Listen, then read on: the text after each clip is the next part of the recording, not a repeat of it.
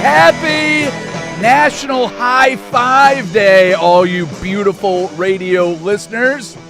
Thank you for dropping in on our little happy hour. We appreciate you listening. If you're watching on YouTube, here's a little hand gesture just for you.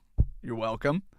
If you're listening on the radio through 105.1 FM, 1080 AM on 105.1thefan.com, Odyssey.com, your Odyssey app, or you just ask your smart speaker to get me some updates on the San Diego vests that were handed out at the Padres game yesterday, use the fan text line. It's 503-2GO-FAN. That's 503-864-6326. Use it. Use the chat. Use the text line to share your thoughts, ask questions, solicit advice, or answer me this, dear listeners. What is AI and how exactly does it work? Casey, can you ask AI to figure out the best way to start a sports show after your team has a tough loss? Can you figure out how to do that for me? I do not understand this. No? Mariners hurting you right now? It was a tough one last night.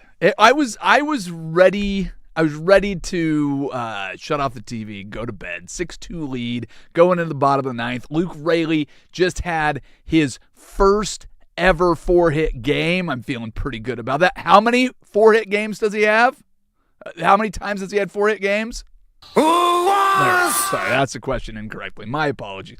But no, I stay up because I want to watch your closer come in and just shut down the game. And instead, dink, dunk, little through the gap here, through the gap there, just move the runners around the bases. You pull your closer and bring in the big lefty that you got this offseason who's going to help your pen, and it's going to be great. And then they get another, what probably was a double, I guess. Scored 2 runs down the left field line. Oh, it was ugly. I looked at my, and then I don't know if you missed it. Angie Mentink is in the dugout, and somebody zoomed in on her phone as she's sitting there waiting for the Padres celebration to commence. She's typing into AI, what's a good question to ask your team after a bad loss? That's rough. Yeah, that's a rough one. So not the best. At one point during the game, I looked at my wife and I had to ask her a question because I think I know whose fault this loss was. I've got 2 suspects for this loss. The first one, last night is puffer vest giveaway night at the Padres game. And these are pretty nice looking little puffer vests. There was actually Padres fans fighting over them before the game. I think they gave away a fair amount of them because they said it was like 20,000 puffers. You see those? Those are sweet. Yeah, well, they're Padres still. You have to keep that. There's one thing. There's a couple things to keep in mind here. They are for the Padres, but they are pretty nice. I will admit that they're nice vests. They're fine. Padres fans fighting over them. That's one thing. How nice does a giveaway have to be for you to wear the opposite team's vest over the Mariners jersey that you wore to the game to watch it? San Diego's 70 during the day. I know it gets a little cooler at night. They panned around in the late innings where the Mariners are sitting there comfortable with their 4-point lead, but they're a little bit chilly, or 4-run lead. I said points. I feel so stupid. Cancel the show. It's over. Wrap it up. Here it comes. Dusty's coming in with the big hook. 4-run lead. They're feeling pretty good about themselves, but they're a little chilly, so they put on the Padres puffer vest over their Mariners jerseys. That's a little sacrilegious. I'm saying, if you went, let's just say you went to a Mariners game wearing your Yankees gear to cheer on the road team, and the giveaway is Mariners puffer vests, how cold do you have to be before you put that on? Again, Mariners, Yankees, I'm taking that puffer vest. This is the Vetter Cup. Do not give me that the Mariners, Yankees is a bigger battle than the Vetter Cup, because we all know that's BS. Anything Boston, anything Toronto, get it out of my sight. Yeah, okay. Here's another theory. This one actually from Jake Suchman. He and I have been talking about this all week, and maybe it's my fault because I did not leave out any brownies and milk for Eddie Vedder to collect last night. So it may be my fault that I didn't do the appropriate thing, but my kids are Twins fans, so they don't need a Vedder Cup basket from Eddie Vedder. So that's why I didn't leave them out. So I don't think it's my fault. The other theory is when your closer goes out there and fails, he's wearing number 42 on his back. It's not Jackie Robinson's fault. So somehow, I'm not 100% sure how, but I think it's Mariano Rivera's fault. Nope. No? Nope. Can't put that on the Sandman. You can't put that on the Sandman. I can't put it on Jackie Robinson. I'd like to not put it on Andres Munoz because he has a long season ahead of him. That was very, very disappointing game last night. So those are my theories. Take them as you will. Let's move on to something that's more positive to talk about. This is an opportunity for you, the listener. Let's all move on together. What you should do, if you're having trouble with it, is go on to 105.1 The Fan right now and click on the logo for the Fan Golf Classic. It is June 23rd, presented by Toyota, the Fan Golf Classic at Langdon Farms Golf Club. Foursomes are on sale now. Choose between the morning or the afternoon round. Skip all day or skip part of the day of the work, but get your group signed up soon because they fill up fast. It's a most fun day in golf, activations and tastings all over the course. Of course, the infamous Angels Envy Bourbon Par 3 6th hole, where all of your hosts, Durden Sprague, Danny and Patrick, myself, Isaac and Suk, will be posted up to heckle and admire your shots. It might be the same shot. You might get heckled as we admire your shot. But like I said, just go to the 1051thefan.com. Do that now. The Fan Golf Classic is, of course, presented by Toyota. Is also brought to you by Vulcan Design and Construction, Henderson and Daughter Windows and Doors, George McCoy at Warren Allen, Attorneys at Law, Battery Exchange, Master Dobel Tequila, Your Neighborhood Restaurant Group, Philbrook Law, 1-800-DIVORCE, Roto-Rooter, A Legal, Mezcal, and Window Nation. So you should probably do that. Did you see, young man, I know that you are a huge Hornets fan. They've got another obstacle before they get into the postseason officially. Got to beat Orlando. They're playing extra basketball. Right now, the Hornets have better odds than teams that are already in the playoffs. They are plus 8,000 to win the title. Lakers are listed at plus 20,000. I know that there's a lot of injuries. The Hornets are more likely to win than the Lakers. And people put money on the Lakers just because they're the Lakers. What other teams in the East have better odds than Charlotte? I don't. Because I get teams in the West. Obviously, it's Spurs, OKC, and everyone else. But yeah, I feel like the East is a little bit more competitive. Yeah, well, I don't doubt that. I just found it to be humorous that was the case. What I wanted to do was use that as a lead-in to the article that comes out every year this time. The Score every year puts out the anatomy of a champion. Have you seen this? Are you aware of what this is? How close is this to ESPN The Body? Oh, no. You're thinking of it in the wrong way. What this is breaking down all of your NBA teams, what they've accomplished to this point, and who actually fits the mold of an NBA champion. Okay. So these are the teams that have done enough, shown enough. So basically they go back through the last 25 champions and go, are you actually good enough to be a champion? And this will determine whether or not we should even watch the Blazers games. So if we should even watch the Hornets games, if we should even watch the playoffs at all.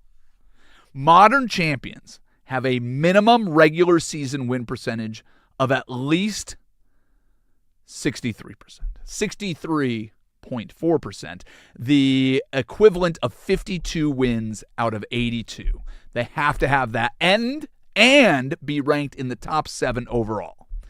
In addition to that, the 52 wins and being in the top 7, the NBA champion needs a top 8 point differential. 20 of the last 21 have been in the top 6 in scoring margin. Every modern champion except the 2006 Heat have a winning record against winning teams. if you take all of that into account, there are only 6 teams that can win the championship. The Thunder, the Spurs, the Pistons, the Celtics, the Knicks. And just on the outliers, your Nuggets and Cavs. So I'm giving them each half a point. That's it. Blazers are out. I'm sorry. Hornets are out. So you did this back when the NCAA tournament started. You Yes. picked your 5 based off of the stats. I did. How many did we get right? What? Were we 4 out of 5? We said that there were 5 teams that could win it. That could win it. And Michigan won it all. So Michigan was one of those teams. So here it is. I think that's pretty good. That's your pool. So if you're going to use this to go out and place a wager, your long shots that are potentially able to do it, Nuggets and Cavs, the 5 teams that should be able to do it, and I'll put it in order of who the highest is on that: Thunder, Spurs, Pistons, Celtics, Knicks. So pick one of those teams. That's all. Those are the only ones that can win it because somebody went back and did some math. Cool. Let's do some. Hey, let's do some in case you missed it. In case you missed it, the Los Angeles Rams have unveiled a cleaner brand refresh featuring simple numbers and a return to the full sleeve horn. They have finally abandoned that bone color, moving away from the aesthetic adventurism of the 2020 and returned to a classic white. Now, to be clear, they are not going back to the old uniform. So if you're a Rams fan, you still have to shell out $350 for a new Puka Nacua jersey if you want to show everyone that you have the latest fit, and you couldn't care less whether your favorite player is a trash person or not. So it's got to be new. I really didn't like the bone one. Do you know why you didn't like the bone? It's because all of them started to look green. No, because they were ugly and stupid. They also had they went bone and then went with like the gradient numbers, and they just tried too hard. The Rams have always had one of the best uniforms in sport. They weren't even that bad when they were gold. Always better when they were yellow and that bright royal blue. But man, they tried way too hard. Falcons did the same thing, that weird gradient number with fading from red to black or whatever. No, just stop. You have like 2 of the best color palettes in sports. Just slap on your cool logos and just go out and play football, you dummies. In case you missed it, the NBA and the NBPA, National Basketball Players Association, NBPA, have granted extraordinary circumstances exemptions to the 65-game rule for Luka Doncic and Cade Cunningham, making them award eligible. Meanwhile, Anthony Edwards had his appeal denied. So just want to make sure we get this straight. In the eyes of the NBA, a collapsed lung is extraordinary circumstances, and Luka acting like every call that doesn't go his way is a literal crime against humanity is extraordinary, but Ant Edwards having the flu is just poor time management. You got that? No, I want to make it clear. Luka got the exemption because he wanted to be home for the birth of his daughter. I guess if Ant Edwards wants to get an exemption, he's going to have to start keeping a much tighter spreadsheet on all the kids he's out there siring. So maybe that. Might want to know who the woman is, maybe have a date within a couple weeks when they might be due, and then get the flu then. I mean, no. Is that? You're killing me back here. Yeah, I do what I can. In case you missed it, with Luka Doncic and Austin Reeves out with hamstring and oblique strains, Lakers coach J.J. Redick hinted that Bronny James will see meaningful minutes in their playoff series against the Rockets.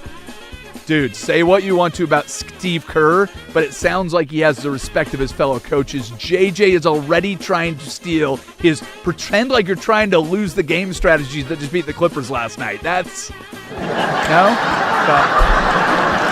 Oh, yeah, we're definitely going to play Bronny a lot. He's going to be out there a ton, guys. They're prepared. Could you imagine the Rockets being like, oh, what are we going to do about Bronny? Oh, they didn't play. Make me laugh.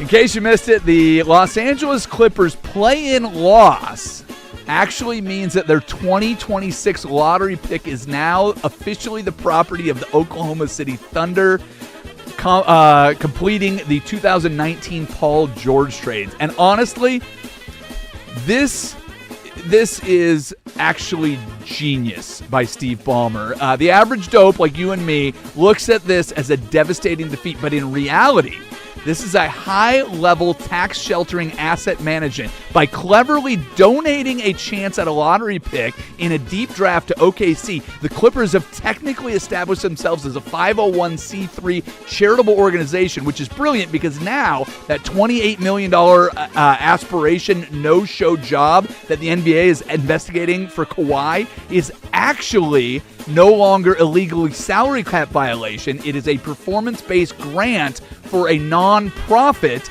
and will... Never mind. No, they're idiots. They're right. I'm sorry. I tried. I was with you the entire way. Yeah. I kept putting in just terms that I thought made sense, and then my head started... I heard 501c3, and I went, he went deep on this I one. confused myself. Take your shots if you want to at the Clippers, Chris Paul, but check in with your brother Cliff. It was actually brilliant what they did. He can explain it better than I can, so there you go.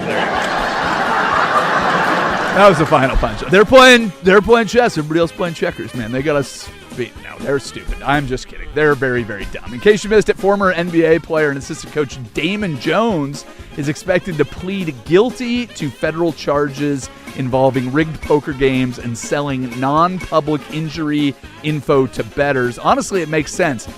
He was plus 2,000 to be the first one to take a plea deal, and we all know that Damon couldn't pass up odds like that, right? Casey, what are the chances we see more plea deals in the days to come? Any more? No?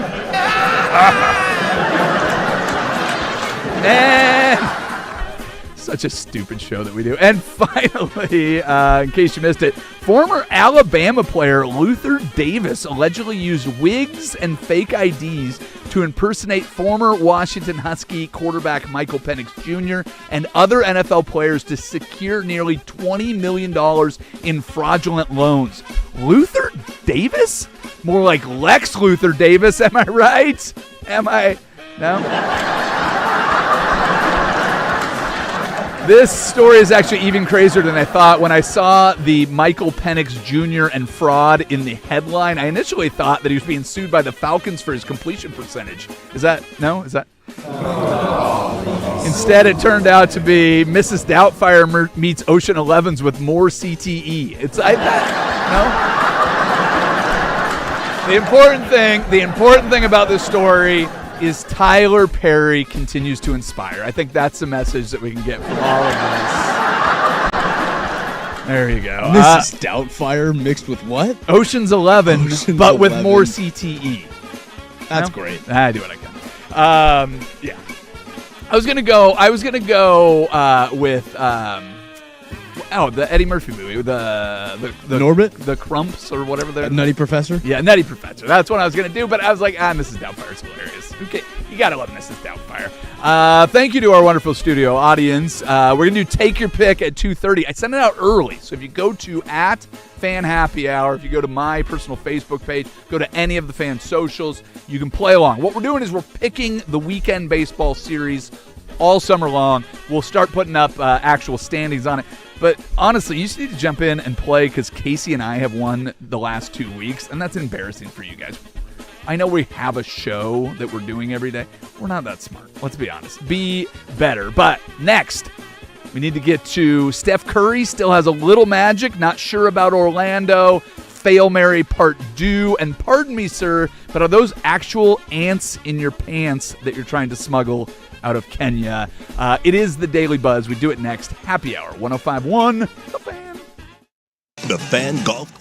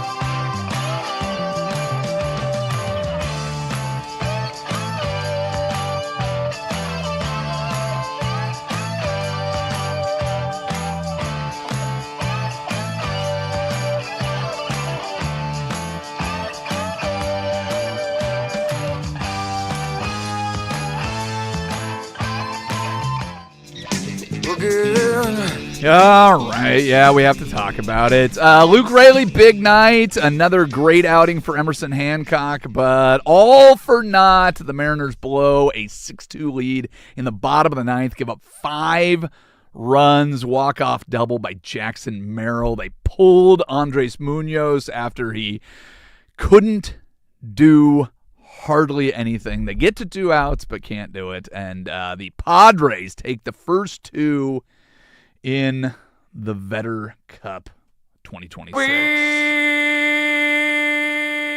It's just not great. Not great, Bob.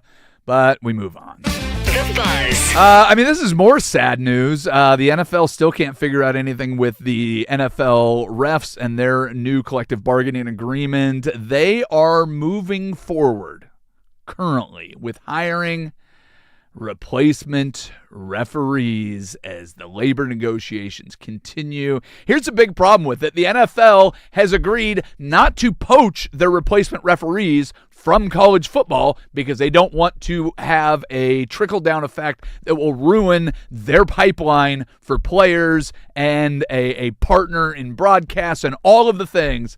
So that means you're getting high school, you're getting mailmen, you're getting plumbers, you're getting whoever is available. Should we sign They up? have already agreed that they will allow the eye in the sky to assist the referees, but I think maybe you should, and not even so much that I want a referee. I think we'd look pretty good in those uniforms. You know what I mean? Like we'd look pretty. Might as well. Yeah, let's go out there. We can roll up our sleeves and do the old Ed Hockey League. Hockey League it up. Let's go. I'm down for that. The Buzz. All right, the 76ers are going to play against the Celtics. They beat the Magic last night, 109-97. Not a super entertaining game, but the Golden State Warriors and Clippers, a little bit more intriguing. Clippers are out. I already mentioned it, but they will lose their first-round pick in the 2026 draft. Congratulations, Clippers. And the Golden State Warriors move on. They get a chance to play against Phoenix on Friday.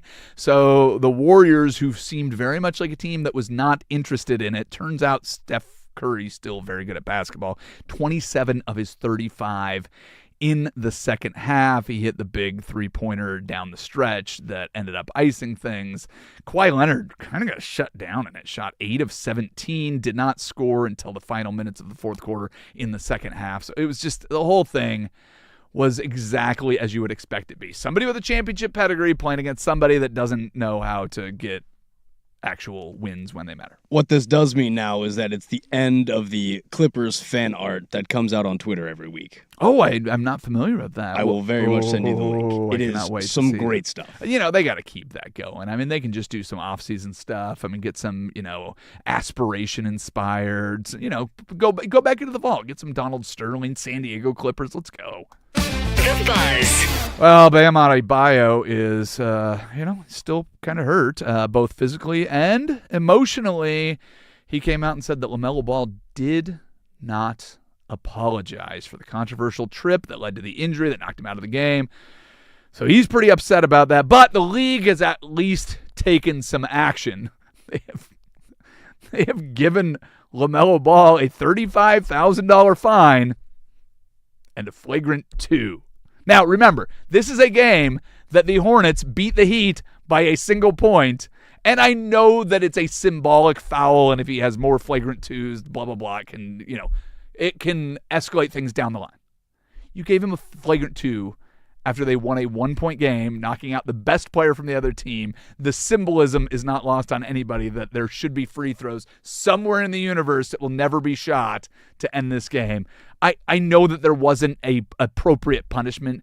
Listen, it was a dumb foul. It was probably in some ways intentional, but it certainly didn't feel like it was malicious. It didn't look like something we were trying to hurt a guy. But the result was he got knocked out of the game. You won by a single point. So being aware that giving him a post-game flagrant 2 is just a very dumb thing to do, but it is the NBA. Again, he did get fined. $35,000. He makes $30 million. Again, it's better than a team getting fined $100,000. He should have been fined. I'm fine. The fine is good. Again, the symbolism of a flagrant 2 is, it's just the NBA. I mean, get out of your own way. Sometimes, just if you could, every once in a while. That make the fine bigger, forget the flagrant 2. You're not going to suspend him, so don't go, well, we'll do this because if he gets another flagrant 2 or he gets another, shut up. The Buzz. Mike Trout did something that nobody has done for quite a while. First player since 2013 to be a visitor in Yankee Stadium and hit 3 home runs in 3 days. Of course, they only won 1 game in 3 days, so take that as you will. But the reason I bring this up, Mike Trout off to a real nice start this year. Hopefully, we can have an injury-free season for one of the better players in baseball, playing on one of the worst teams in baseball. The Buzz. Shohei Ohtani pitched last night against the Mets. He had 10 strikeouts, allowed 2 hits, 1 earned run over 6 innings. That means his 33-inning scoreless streak has been snapped, but still intact, his 48-game on-base streak, but he didn't hit. This is the first time since 2021 that Ohtani went out. His right elbow apparently feeling fine, or shoulder feeling fine. His left shoulder, I guess, is hurt. It was his labrum. Because he did not hit because of soreness in his shoulder, but he did throw, so his hitting stats aren't affected by not because he didn't have a plate appearance, so it all continues. But this guy, it's just so funny. Every time you see his name, you're like, what did he do now? And even when it's something like this, you're like, dude, the guy is just an unstoppable force. He's like, yeah, I can't hit. I'll just go out and get a win. Let me just go out and be insanely impressive. It just every time I play the game. It's kind of silly. The Buzz. I don't know. If you're a hockey fan, this is at least something. I know it's no news, but Alexander Ovechkin said that he expects to play at least one more year. He has played he has scored 929 career goals. He has played 21 full seasons in the NHL. He said that he does not expect last night's game to be his final game. So more Alexander Ovechkin. I think this is one of those things where hockey players always kind of amaze us. It seems like one of the roughest, most brutal sports. Certainly from what I've heard from insiders, one of the smelliest. If you go into their locker room, their gear smells like death. But once you start, man, you can't stop. You see Gordie Howe and Jaromir Jagr and all these stories of these guys that retire from the NFL and continue to play for another 20 years in semi-pro or rec hockey or whatever it is. I kind of love this. Just keep playing as long as you want. You've earned it. Continue to go out there, young man. Is he the best athlete over 40? Oh, I don't know. I mean, Aaron Rodgers for the Pittsburgh Steelers is sure going to be awesome this year. I can't wait for him to officially announce that he's coming back so that I can be part of your celebration, young man. I'm thinking of another name. You got LeBron. Yeah.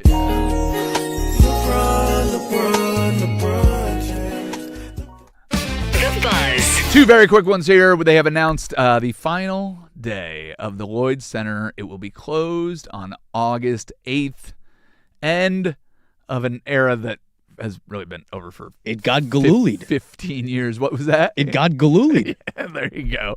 And finally, a Chinese man is jailed after trying to smuggle 2,000 live ants out of Kenya. He will get 12 months in jail for smuggling 2,200 live queen garden ants out of Kenya in tissue rolls and special tubes. This is part of a bizarre ant trafficking market for enthusiasts in Europe and Asia who pay large sums to study the complex ant colonies from these ants. So who knew that that was a thing? Now you know, and we're all a little bit smarter. Now we'll get dumber because you get to listen to me and Casey make our picks for all the MLB series that will be happening next weekend. It's called Take Your Pick, and you get to play along, but first we need to walk over to the George McCoy at Warren Allen Sports Desk and see what we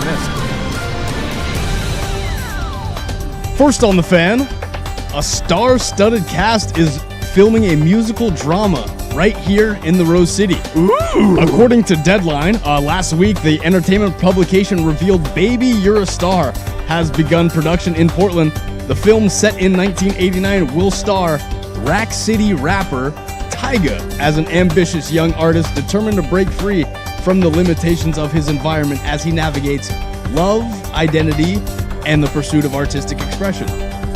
Is this a story about the guys that wrote Rip City Rhapsody and Boom Shakalaka? If only. Was that 1989? I mean, check the dates on that. If this ends up with the Trailblazers rapping at the end of it, I am all in. That's the movie that I want to see. I don't know if Tyga has any appreciation for great music, but that'd be what I'd be listening to on set. And for more sports scores and stories in 30 minutes, I'm Casey Smith from the George McCoy at Warren Allen Sports Desk. Hurt and missing work? Insurance companies acting like jerks? Don't call your mom. Call George McCoy at warrenallen.com. The home of prime time with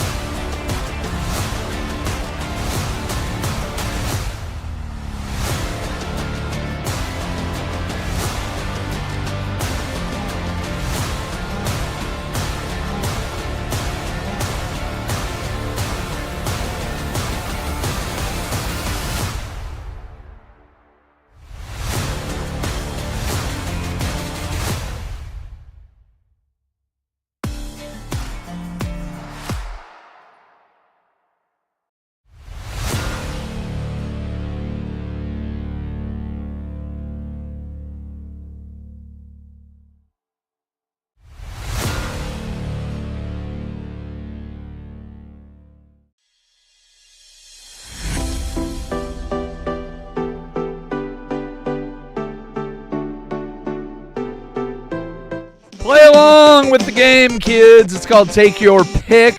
The form is available at Fan Happy Hour on Twitter. You can find it on my personal Facebook page. It should be reposted on any of the fan social medias.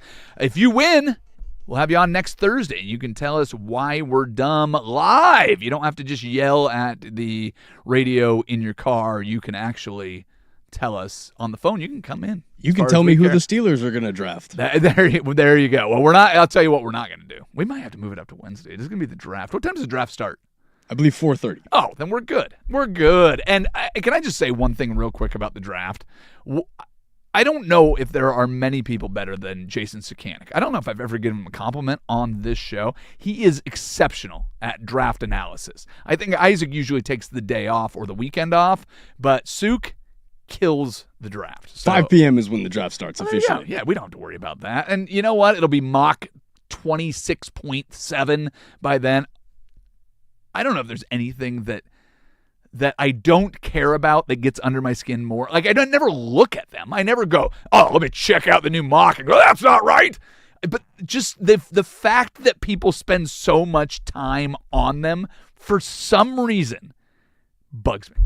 I couldn't tell you what it is about mock drafts, but it just seems like such a pointless exercise.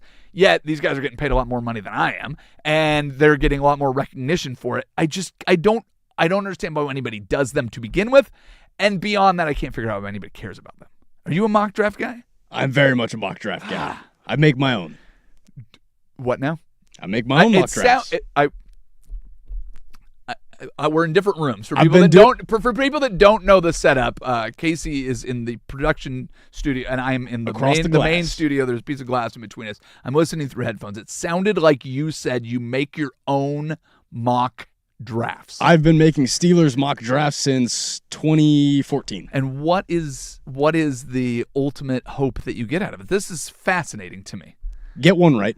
Get one right. Get one pick right or get one full draft right? Oh, get a full draft right is a big ask. Especially of course it is. It's an impossibility. But to have 2 or 3 key players that I've picked out that I think are good team fits that then get drafted in the later rounds. Again, the first 2 rounds, those are always pretty set in stone. Okay. But the late rounds, those are the big ones. Well, answer me this, young man. How many picks have you gotten right since 2014 when you've been doing this? 4. Pat Freiermuth, Artie Burns, Jarvis Jones, and Derek Harmon.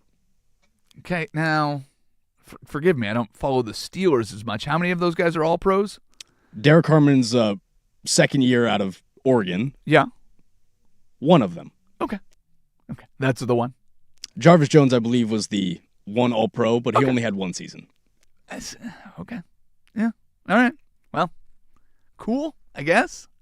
You'll have to explain it to me more later, but I do. We've got a whole week of draft next week. It'll be awesome. I'm now extremely intrigued about this, but let's do some picking. I'm not going to pick every series, but there's some that I'm really intrigued about this weekend. So what we're doing with this, again, is we're just picking the weekend series. The one that's got me first from chronological order of when they start playing is tomorrow. You were going to get the New York Mets on an 8-game losing streak playing against the last place Chicago Cubs. Now, the anatomy of all last place teams is not equal. The Mets are 7-12 on an 8-game losing streak. They have won 2 out of their last 10. The Cubs have won 5 of their last 10. They've won their last 2. They are sitting at 500. They are a game and a half behind the Pittsburgh Pirates, where the Mets are 5 full games back of the Atlanta Braves. There's a lot of season ahead of us. It feels a lot more like time to turn things around for the New York Mets than it does for the Cubs, but this feels like a pivotal series. I'm going to take the Cubs to win in this. I just think that they have a little bit more going for them right now, and when it's ugly, I don't think you want to try to figure things out on the road. The fans are going to be relentless against the Mets. So I will take the Cubs. Who are you going to take, young man? PCA. Yeah. I love me some Pete Crow Armstrong. I think he's going to be the next superstar, so I'm going Chicago. Well, he's getting paid like it, so I would not be surprised. I mean, he is an absolute stud. Can he just put PCA on the back of his jersey? The whole thing wraps all the way around, almost makes a circle around his number. It is definitely a little too long for that. The Braves-Phillies in a battle of 2 National League East powers. The Phillies not off to a great start this season, but the Braves are way out in front in the division. This has been a matchup that's been good for years. Braves were terrible last year, but back and forth, if you look at over the long time horizon, these are 2 of your favorites every year in the division. I'm going to take the Phillies. They're at home. Braves are the team leading the division right now. I get that, but I'm going to take the Phillies. Who are you taking? Ronald Acuna Jr. He's pretty good at baseball. He does, Damn good at and he does baseball. all the things. Everything. What do you call that? 5-tool? 5-tool.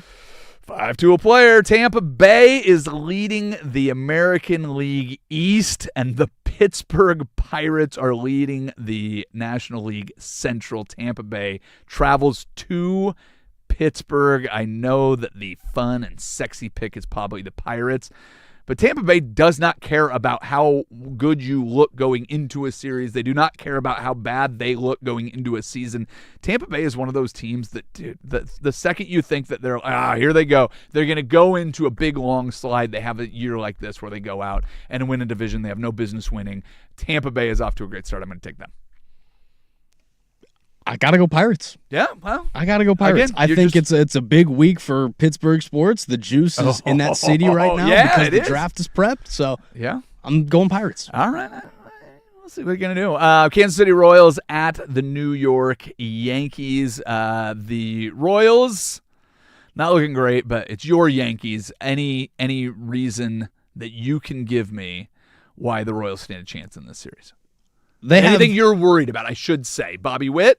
Bobby Witt's great, but he doesn't score because no one behind him can hit.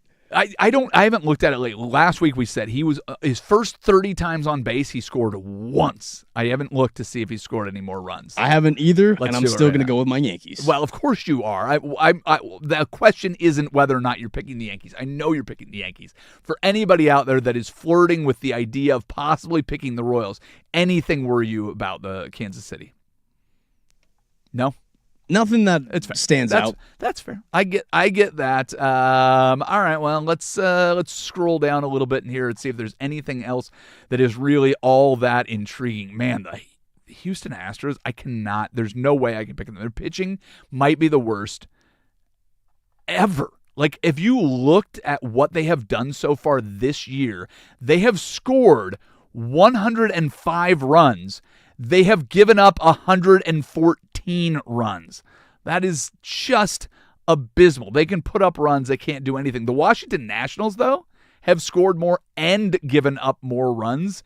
Astros have played 19 games. The Washington Nationals have played 19 games. The Nationals have given up 17 runs and scored 107. Those two teams need to be on some sort of collision course, but whatever the opposite of the playoffs are. If we could just go and just have them play. The relegation course? But they would score 30 runs against each other. It would be outstanding. It's something. All right, let's just go to it. We got one more with the Padres. Vetter Cup. If you're going to go and win the Vetter Cup, you have to win tonight for the Seattle Mariners. And then they get a chance at Texas at home. They were just swept by Texas in Texas. You know I'm picking the Mariners. What are you going to do with the Seattle-Texas series, young man? I think I'm going to go Mariners. Okay, give me the reasons. I want to hear it from somebody else. I keep thinking, like, after beating Houston, I was like, I wasn't that confident that, like, this was the bust out, but it was nice to play a bad team and actually win, right? You can't keep losing against bad teams, and the Padres are a team that we expect things from and whatever. So last night's loss was tough, but it's a loss.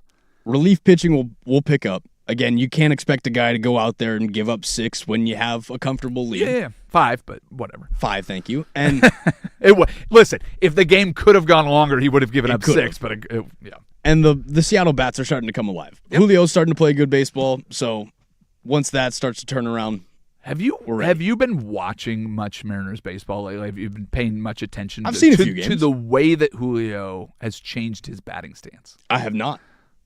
So if you do watch tonight, if anybody's out there watching, he has decided that in order to be more patient at the plate, he has simply taken his bat and he's resting on his shoulder.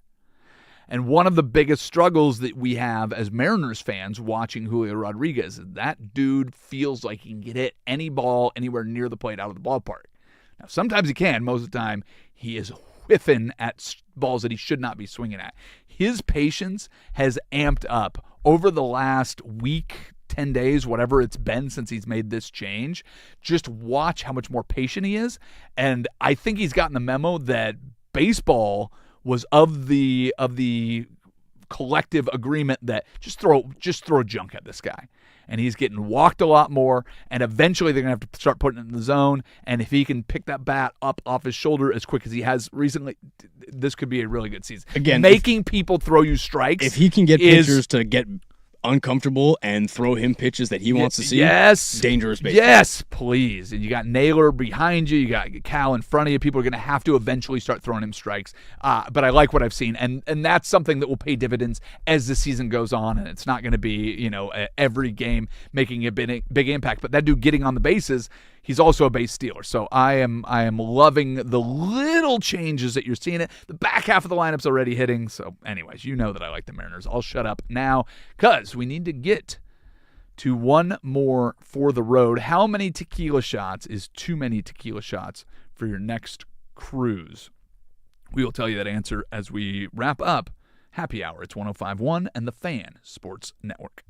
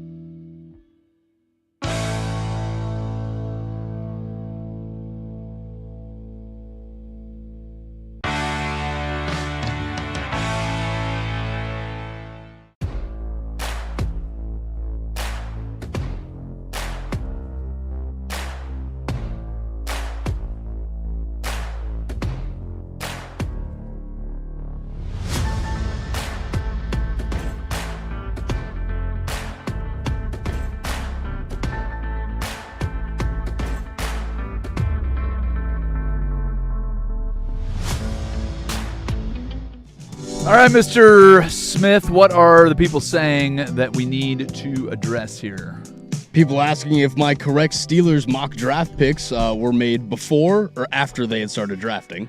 Oh, see, that's a way to do it. If you just do the mock draft while they do it, then you never miss a pick. And if I you made do, it in March, so. Yeah. You make this March of 2016 was when this is time-stamped. How old were you when 2014? You'd have been what? 15. Jeez. All right.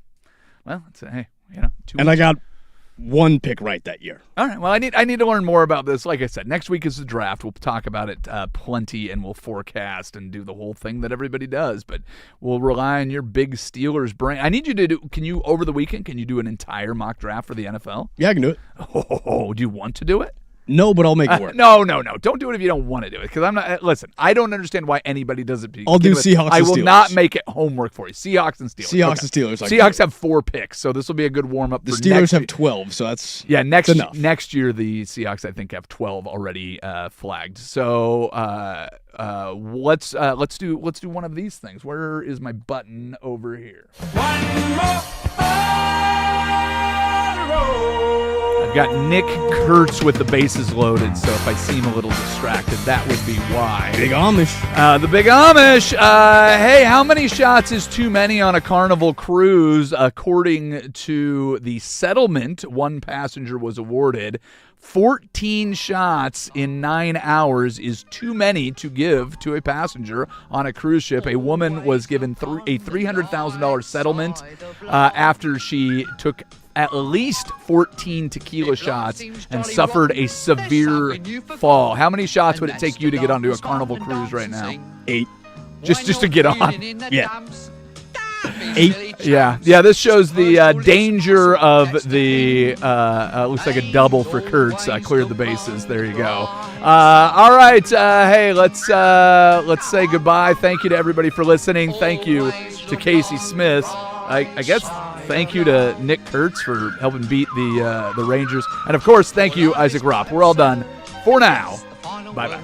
You must always face the curtain with a bang.